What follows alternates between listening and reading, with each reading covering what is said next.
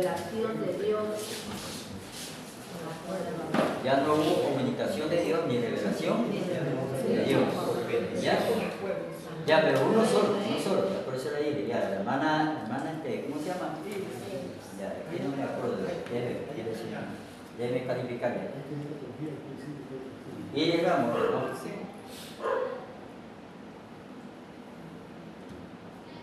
Ya, ¿otra persona? Dice que esto pasó 434 años de silencio, donde el pueblo de Israel no recibió un mensaje de Dios, porque recibía esto por medio de profetas, pero ahí ya no hubo profecía, Dios no habló de eso. Pero dice que aunque no habló, en lo que yo investigué, dice que Dios obró igual, porque ahí dice que traducieron el libro de Hebreo a... lo traducieron al griego, conocido como la Septuaginta, ya. Y dice pues que este periodo fue desde Malaquías hasta Juan el Bautista, que dice que él fue el que abrió camino en el desierto y fue la voz que se escuchó de él. Ya, su nombre. Marta Mosquera. Ya, Mosquera Lascano Marta Alexandra. Ya, le quiero aclarar una cosa. No solamente Dios se comunicaba en el Antiguo Testamento por los profetas, también había el Urim y el Purim, que exactamente no se sabe qué es. Unos pensaban que eran 2 piedras, otros pensaban que eran otros objetos, pero la Biblia no nos aclara exactamente qué era el Urim y el Purim, pero Dios se comunicaba a través de eso cuando oraban los sacerdotes y a través de eso pues ellos conocían la voluntad de Dios. ¿Ven? O sea que sí, Ya no se comunicó a través del Urim y el Purim. ¿Ven? Ya, a ver, mi hermana. Ya, del arca yo voy a decirse que fue, la escondió fue en Jeremías y que fue escondida en el monte de Nebo. Eso es lo que se cree. Sí, Eso es lo que se cree. porque dice que por el profeta Jeremías que dijo que este lugar permanecerá hasta que Dios reúna a su pueblo. Ya, se cree que fue en el monte Moria, se cree, pero en la historia, en el monte Nebo, pero a veces la historia es manipulada, o a veces hay cosas que no se mencionan bien en la historia porque no se acuerdan bien, o sea, no anotan bien lo que dijo de repente Jeremías, o tal vez no mencionó el lugar, pero ha sido buscado el arca y no han encontrado. Y más sin embargo hay un hombre llamado Ron Wyatt Que todavía no se reúne. que supuestamente encontró el arca, pero lo encontró en el monte Calvario. ¿Y dónde está el arca? O sea, dice él que encontró el arca. Pero alguien lo ha visto. O sea, no está realmente como dice. Por eso. Él dice que encontró el arca y que estaba en el monte Calvario, que cuando hubo el terremoto, cuando dice la Biblia que hubo el terremoto, imagínate, ¿no? Se partió y la sangre de Cristo bajó desde ahí arriba, así como se abrió ese monte, el monte está abierto, se abrió el monte y es que la sangre descendió hasta el arca del pacto. ¿Ya? Bueno, me cuenta una historia, ustedes tendrían que verlo en YouTube, ¿no? De Ron Wyatt se llama, Ron Wyatt, que encontró el arca del pacto. Y él encontró incluso donde cruzó el pueblo de Dios, el Mar Rojo, ¿no? Desde Egipto hasta el otro lado. Encontró también otra cosa, encontró también el monte Sinaí, el verdadero monte Sinaí.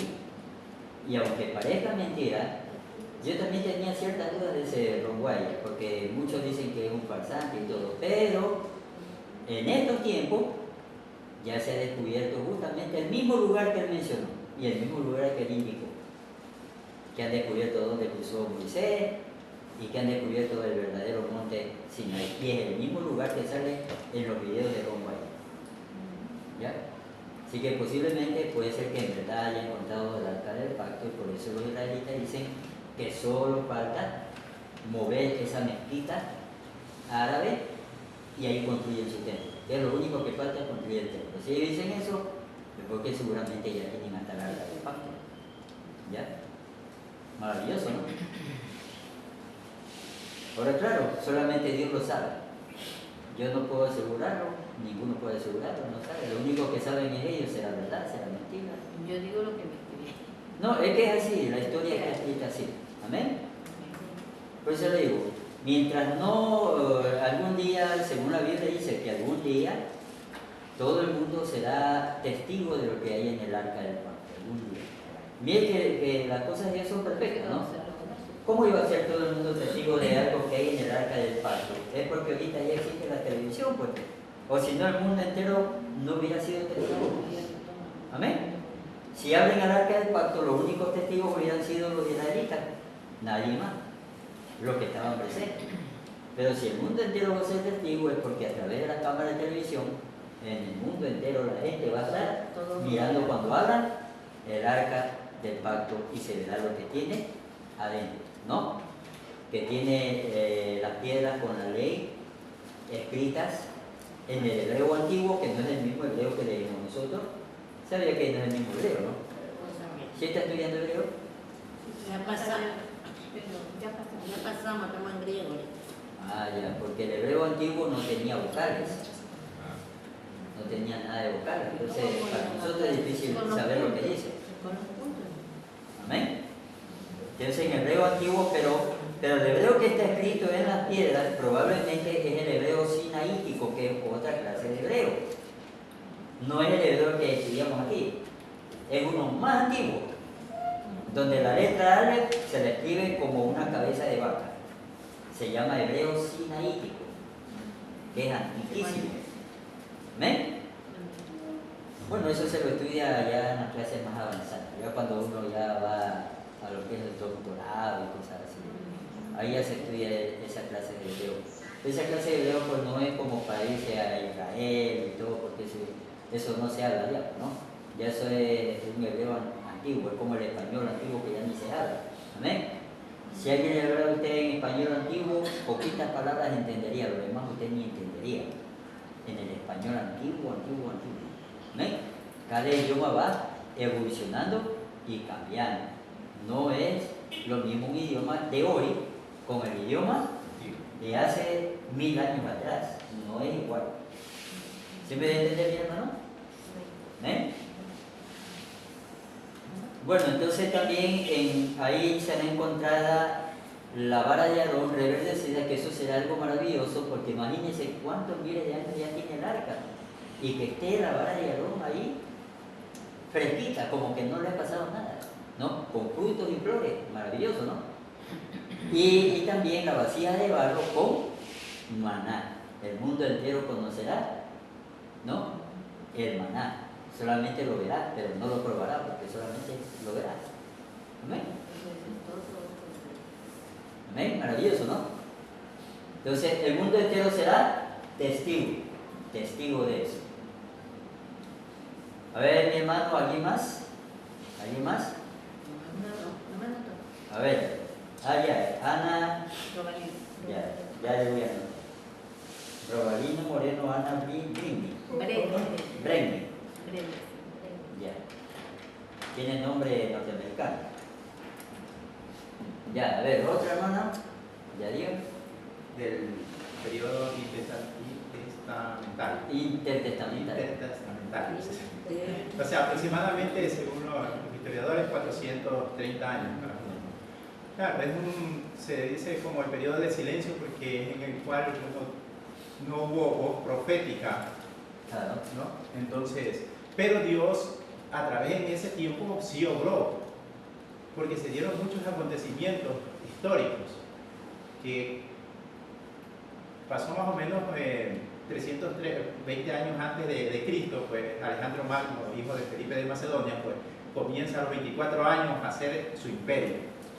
Y con ello, Alejandro Magno era discípulo de Aristóteles, pues tenía la mentalidad y el ideal de hacer una nación que compartan todos los mismos ideales culturales, artísticos, idiomas.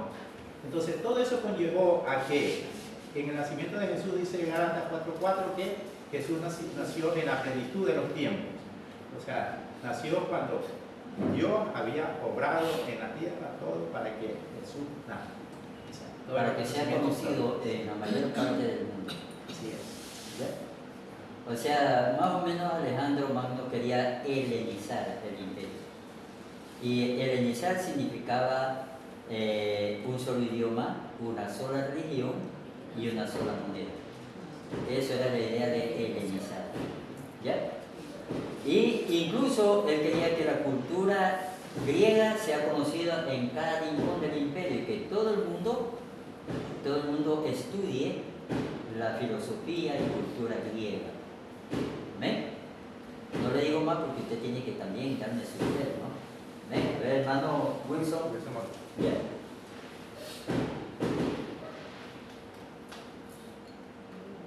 A ver, ¿alguien más? Levante Sé su que el mano. arca De el Noé. arca del pacto Ya. dice que ha sido una reliquia la más codiciada, Claro. que esa la enterraron en la antigüedad, dice, en el monte Sinaí. O sea, en realidad no se sabe exactamente. Algunos dicen, mencionan muchos lugares. Sí, algunos lugares, en el monte Nebo, Etiopía, monte del Templo, monte de María, túnel secreto y el Sinaí. Mencionan muchos lugares. Porque ellos creen que supuestamente por esos lugares anduvo Jeremías y seguramente ocultó. Porque en realidad Jeremías no está claro si Jeremías dijo o no dijo dónde ocultó el arca del pacto. Se sabe que él lo ocultó, pero ¿dónde? Exactamente no se sabe. Ahí es donde salen los historiadores que suponen o creen que en algún lugar, en algún sector. Por ejemplo, cuando ellos dicen de un monte, escondió en ese monte, pero el monte es enorme, pues inmenso. Y pónganse a buscar alrededor de todo el monte. Y cuevas, ¿no? Entonces pónganse a buscar por todo el monte, dándose la vuelta, avanza. ¿Ya? Por eso a veces esas búsquedas son difíciles. Y hay dos grupos de personas que buscan el arca con ansia. Los religiosos, los antirreligiosos, porque hay antirreligiosos que quieren buscar el arca pero para destruirla. Y para decir que eso era una falsedad y fantasía y parte religiosa mentira, porque esa es la idea de ellos. ¿Ven? Y el otro grupo que son los que quieren hacer dinero, porque como es un arca que tiene oro, desbaratarla y vender el oro. ¿Ya? ¿Ya cuenta? Entonces, hay toda esa clase de personas que quieren el arca con ambición. ¿Ven? Mire, si hay una historia que cuenta sobre el arca de Noé incluso, que antes de que Rusia sea comunista, cuando estaban en plena guerra, de ese cambio que había ese cambio, esa lucha entre los ejércitos, ¿ya? La guerra civil, dice que los que ya iban ganando la guerra eran justamente los comunistas. Y los comunistas que nos llenan de tantas ideas fantasiosas a nosotros, ellos siempre han creído que la religión es el opio de los pueblos, o sea, es la droga. Así que, ¿usted qué hace con la droga? Consumen y se hacen viciosos. No, ¿qué hace usted con la droga? ¿Qué hace el gobierno con la droga? La destruye. La destruye, pues. Por eso es que el gobierno socialista, todo lo que tiene que ver con cristiandad, con religión, trata de destruirlo. Por eso es que ellos toman colegios, escuelas, universidad, y hacen una sola educación para sacar la idea de Dios, del niño, del joven, ¿sí? ¿Ya? Entonces, como ellos estaban ganando, y por ahí llegó la historia de que uno de esos aviones de combate ruso había pasado por los montes Ararat y había fotografiado el arca de Noé. 2 veces la había fotografiado, que pasó de ida y de vuelta. Llevó esos datos a la comandancia general. De ahí mandaron un piquete de soldados no sé cuánto, como más de 100, casi 200, con hachas, con madera y con combustible.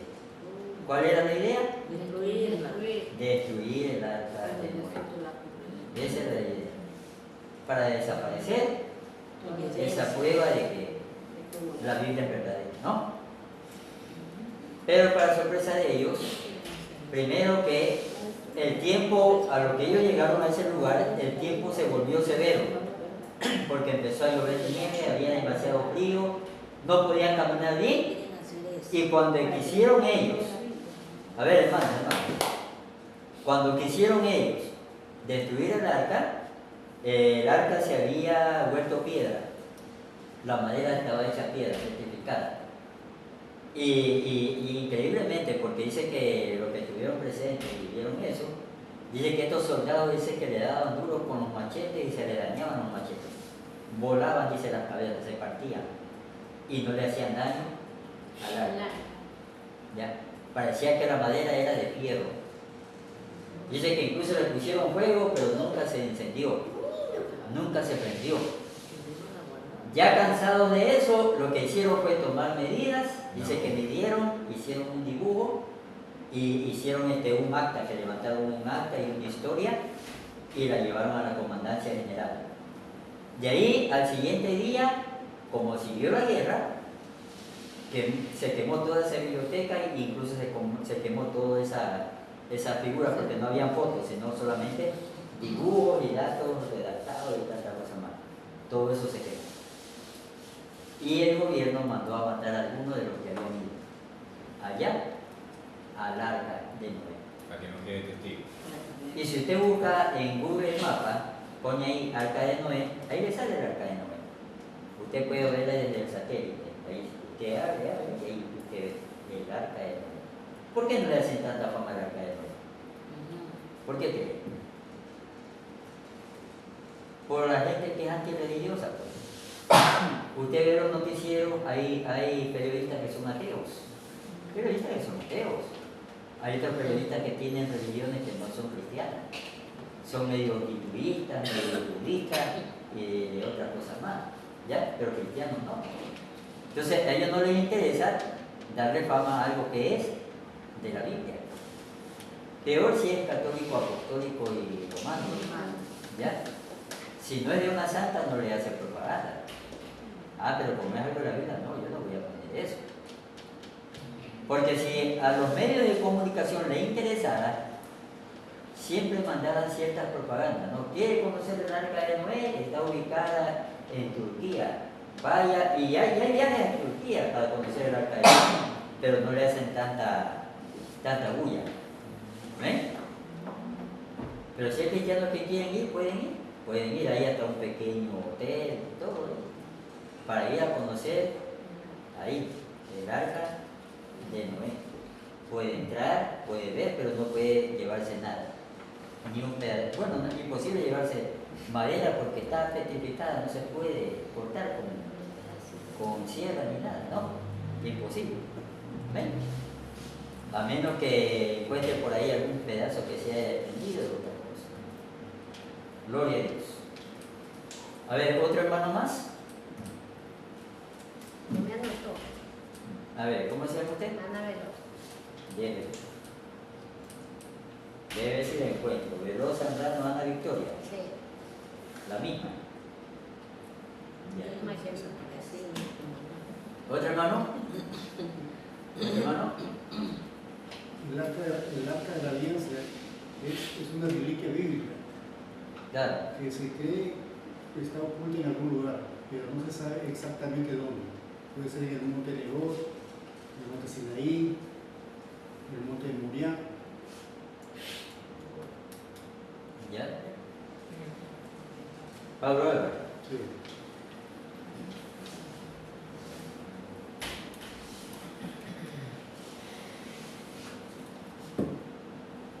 ¿Alguien más? ¿Y qué tal la actuación en clase? ¿Usted? ¿Usted? ¿Usted? ¿Usted? ¿Usted? El 400 años de silencio que habla de la escritura, ¿Ya?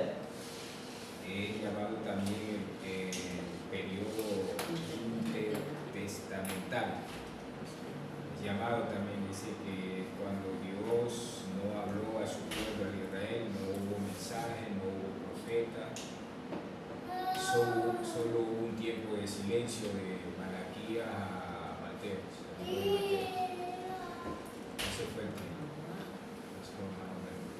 Ya, su nombre.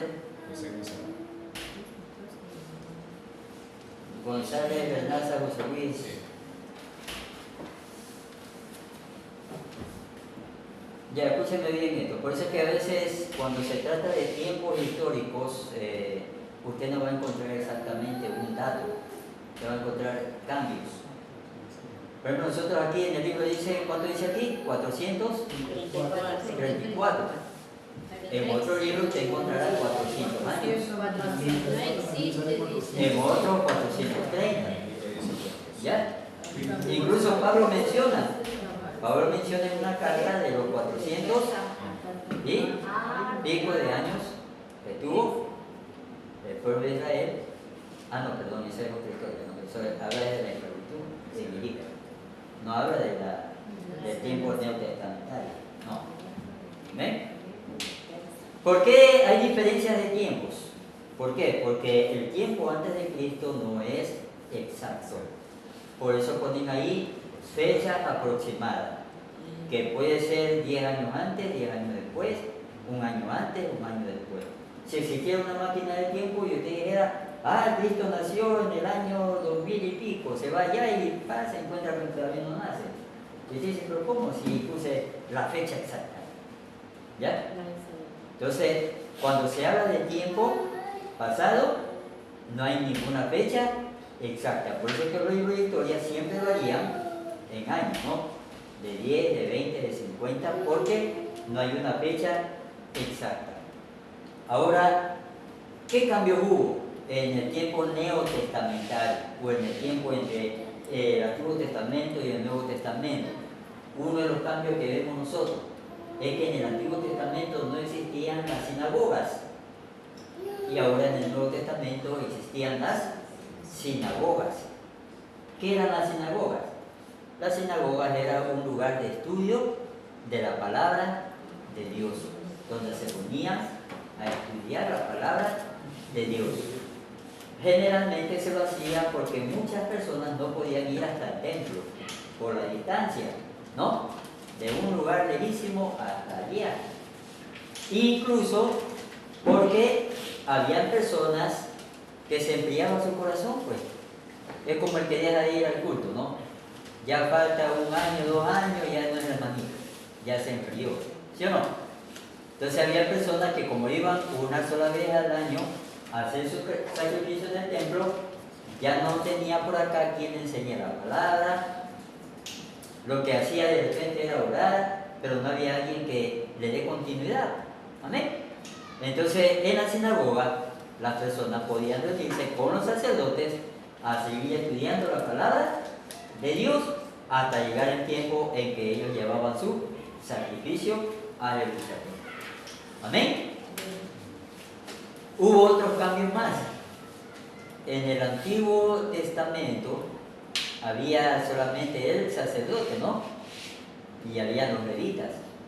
Pero ya en el Nuevo Testamento ya habían sectas, ya habían religiones.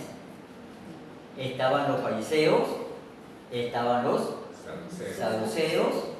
¿Cuál más estaban? Los esenios. Amén. También estaban los celotes. Amén. Eran grupos religiosos que no existían en el Antiguo Testamento, pero ahora existían en el Nuevo Testamento. ¿Ven? Una de las traducciones de la palabra fariseo significa santo. Cuando usted le dice a una persona de coraje, él es fariseo, le está diciendo él es santo. Amén. Entonces, a veces de coraje le dicen, ¿no? Pero porque no entendemos que lo que le tenían envidia a Jesucristo era como quien dice los que estaban como quien dice en la cúspide o los líderes de los fariseos, porque no eran todos los fariseos, ¿no? Habían fariseos que sí querían en Jesucristo, ¿sí o no? La Biblia habla de fariseos que lo iban a buscar. Los fariseos, los fariseos, ellos se formaron en el periodo del silencio con una finalidad de preservar las escrituras, de conservar todo lo que era la escritura. Entonces al principio fueron O sea, fue algo bueno. En el principio sí. Al principio fue algo bueno. Como toda la sociedad. Claro, para preservar las escrituras y tener esa relación con Dios y poder ser allí los guardianes del Eso es como cuando usted se reúne con otra persona pero y en hace el curso de los años. una empresa, ¿sí o no? Porque así somos los seres humanos. Al principio usted con sus socios, todo bonito, se reparten la plata, todo bonito. Pero después de 10 años, ahí vienen los problemas. No, que yo ya me quiero separar, dame mi parte, que no me están dando mucho, que tú te me estás jodiendo, él también, mala administración, alguien se está robando la plata. Y ahí empiezan los problemas, ¿sí o no? Porque todo lo humano no permanece para siempre como debe de ser. ¿Amén? Y así como dice el hermano, Son como los matrimonios. sí, así como dice el hermano, los fariseos en el principio sí. En el principio sí. Amén. Eran honestos, correctos y hacían todas las cosas conforme a la palabra del Señor. Pero cuando ya ha sido el tiempo, ¿no? Transcurriendo, ya empezó a dañarse desde el corazón a las próximas generaciones de fariseos. Y con todo pasó eso. Amén. Porque también habían los celotes eran los celosos de la ley. ¿Ven? Ellos mataban. Eran celosos de la ley, los celotes. ¿Ven? Pero después, así mismo, con el transcurso del tiempo, había unos que ya no eran tan celosos de la ley. ¿Ven? Se corrompían. ¿Amén? Bueno, entonces, Alejandro Magno trató de hacer un cambio general de cultura en todo el imperio. Pero aquí vino algo muy bonito, ¿no? Que cuando él llegaba y conquistaba, y él iba y destruía ciudades, quemaba hasta conquistar a las personas, a conquistar a los pueblos, no hizo eso con el pueblo de Israel. No hizo eso con el pueblo de Israel. Porque dice que se reunieron los religiosos con el pueblo para recibir a Alejandro Magno. Y le hablaron de las escrituras que hablaban de que Grecia iba a vencer a Persia. Amén. Y a él le agradó escuchar todo eso. Claro, cuando el hombre es orgulloso y como quien dice, lo cepilla, ¿no? Lo cepillan, el tipo, ¿no? Se engrandece. Lo sobajean. Sí. Y ahí él dijo que por todo lo que ellos le habían dicho, ¿no? Todos los cepillos que le habían dado, él dijo, no voy a matar a nadie. Y ustedes pueden seguir viviendo ahí con su religión, ¿sí o no? Y no me van a pagar impuestos, dijo Alejandro Magno. Les dio libertad. Pero esa libertad no duró mucho, porque cuando ya murió Alejandro Magno, el imperio se dividió en 4 partes, y ahí hubo un general que quiso destruir totalmente Israel. Y no solamente destruir Israel, sino que quiso convertir la religión que ellos tenían en la religión de los griegos. ¿Ven? Quiso transformar a la fuerza. Ahí es donde surge una famosa familia. ¿Se acuerdan de esa famosa familia que le hizo guerra a los griegos? ¿Cómo se llama? ¿Sí leyó o no leyó? ¿Ven? Empieza con M. Los macabeos, que era una familia, padre e hijos, se organizaron y se levantaron en rebelión contra lo que querían hacer, ¿no? Es que mire, es obvio, vea. Bien decía, había un cómico español que yo le escuché, que decía que los griegos inventaron la homosexualidad. Así decía. ¿Por qué? Porque cuando este general griego quiso introducir la religión griega allá a Israel, él quería introducir en el templo esas estatuas de hombres desnudos y mujeres desnudas, que eran sus dioses dentro del templo. Cuando hacen el sacrificio del cerdo en el templo. Eso fue lo que... También. Entonces, para los israelitas era algo inmoral, ¿no? Estatuas así, meterlas ahí al templo y obligar a la gente a querer adorar a esos dioses paganos. ¿Ven? Porque la verdad, si usted va a la historia griega, a la historia romana, si usted ve, por ejemplo, la diosa Venus, que dicen que la diosa del amor es una diosa homosexual. Entonces, para rendir el culto a Venus, dice que hacían orgías, o había mujeres que se hacían prostitutas en honor a ella. ¿Ya? Había también Eros, el dios del amor, también era un dios homosexual. ¿Ya? Claro que eso uno cuando se ahonda, o mejor dicho, cuando estudia bien la historia, se da cuenta de eso. Pero, si uno solamente, hay gente que cree, ¿no?, que cómprate esa estatuilla de Eros, que es el dios del amor, pero no sabe en realidad quién era él. ¿Ven? Y no solamente eso, muchos dioses romanos y muchos dioses griegos eran homosexuales, no eran ni hombre ni mujer. ¿Amén? No eran ni hombre ni mujer. Entonces, por esa razón es que los israelitas se rebelaron, porque no iban a permitir ellos que introduzcan en el templo santo de Dios una religión pagana donde se exaltaba a la inmoralidad, amén, a la maldad, a la depravación, y por eso es que ellos tuvieron que rebelarse. Y ganaron, pero costó muchas vidas el haber ganado. Amén. Hasta que después los romanos conquistaron todo el territorio, todo el imperio que había conquistado Grecia. Vinieron los romanos y conquistaron toda esa área. Amén. Pero los romanos lo que más hicieron fueron caminos. Y ellos hicieron muchas estructuras arquitectónicas, los romanos. Por eso son famosos en las estructuras los romanos, ¿no? Hay el llamado el cemento romano, que no se sabe exactamente cuál es la fórmula. Pero muchos de esos templos que han hecho con cemento romano hasta hoy existen. Y muchos investigadores han tratado de descubrir. Hay incluso unos que dicen que cuando han sacado partes así, han descubierto que hay ceniza volcánica. Y han hecho la prueba haciendo mezclas con ceniza volcánica. Pero no les ha dado mucho resultado. ¿Ven? Y hasta hoy no se sabe qué mezcla usaban los romanos para hacer ese tipo de cemento que miren cuántos años tiene, ¿no? ¿Cuántos años tiene? Y todavía usted ve esos bloques bien formaditos, no están ni siquiera picados ni dañados. ¿Ven? Bien formaditos. ¿Ya? Imagínese a alguien que construya con el cemento romano su casa. Usted se muere y la casa sigue ahí todavía. ¿Ya? Usted se murió y la casa sigue ahí. ¿Ven? A menos que usted diga, entiérrenme en mi casa, para seguir viviendo ahí. Tirar los platos de noche, jalarle la pata a alguien. Imagínese usted, ¿no? Pero así es como fue transformándose la historia en Israel para preparar justamente la venida de Jesucristo en esos tiempos.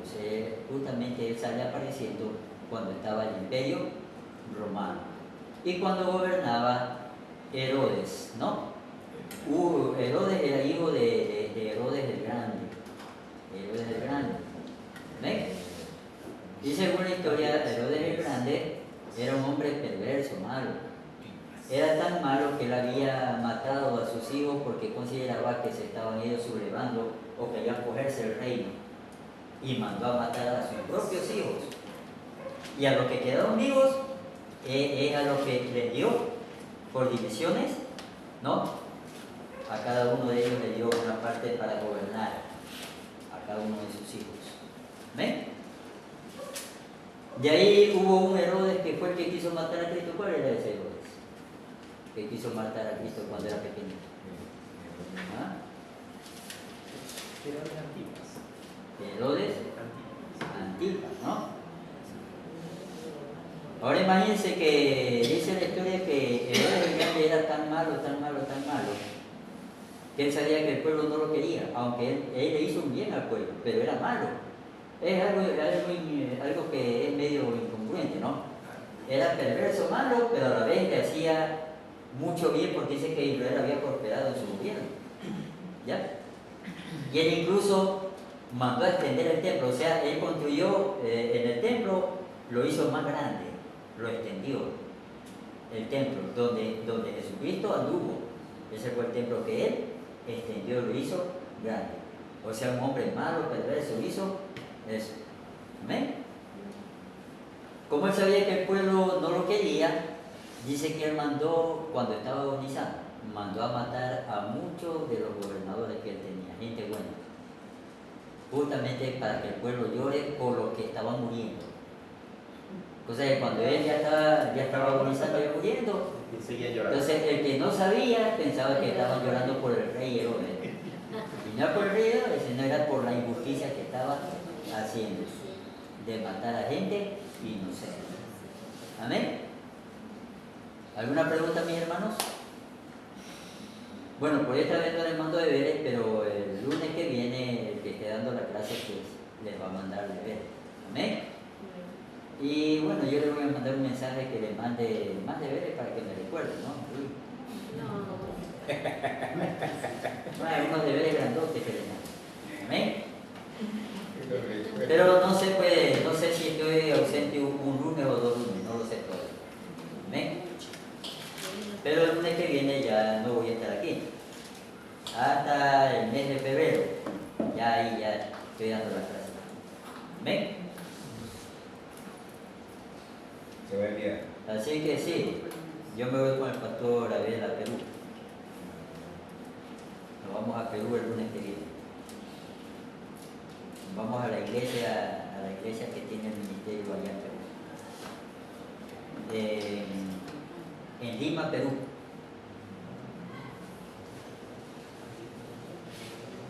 Ojalá no haya frío.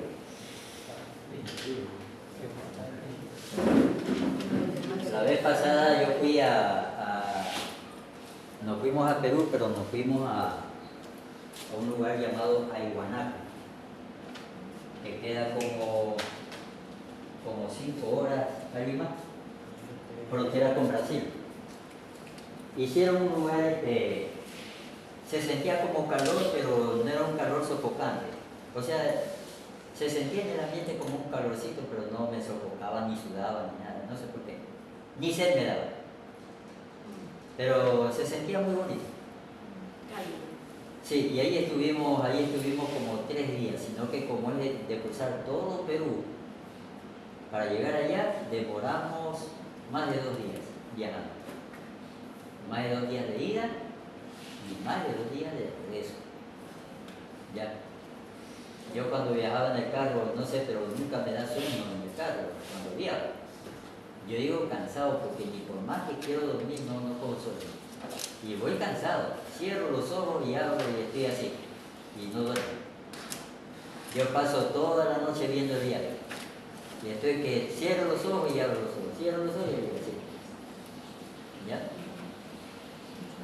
Así que es bonito viajar para la obra del Señor, ¿no?